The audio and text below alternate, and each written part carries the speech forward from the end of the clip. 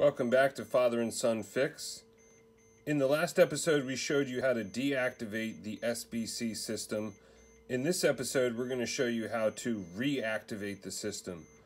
Now, there are a few different ways that you can do this. You can go down to the initial startup after maintenance or initial startup after repair.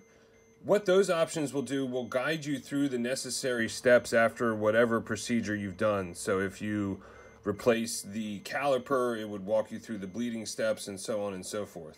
So what we're going to choose right now is the Activate System SBC option.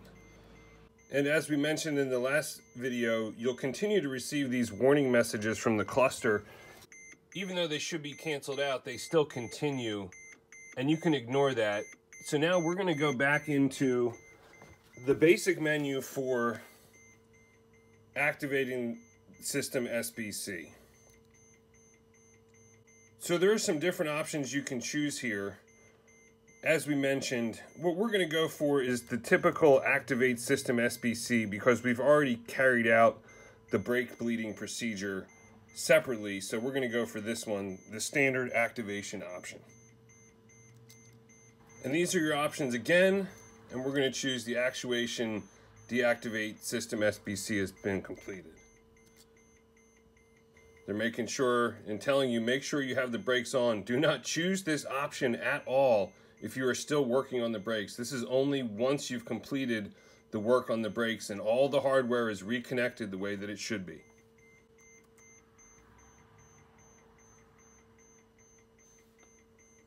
Okay, there's your SBC active message.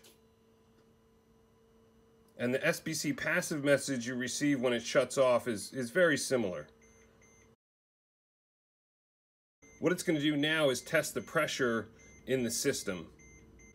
So it goes through a number of its own self-checks to test the pressure in the system and confirm everything's working correctly. You'll hear it fire off a few times during the process as it tests the pressure and makes sure everything is okay. And then it's going to show you the actual values of the pressure in the system, which is good for diagnosing any issues with any brake lines that you have. And you can access these actual values through the main menu as well. So we're going to continue with the F2 button.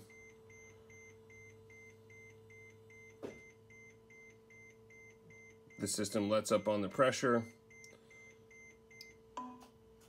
Switch off the ignition.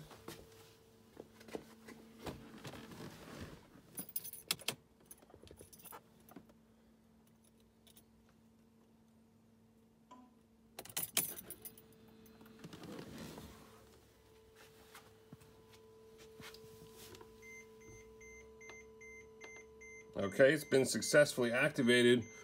Still getting the error message because we are in the SBC menu communicating with the SBC.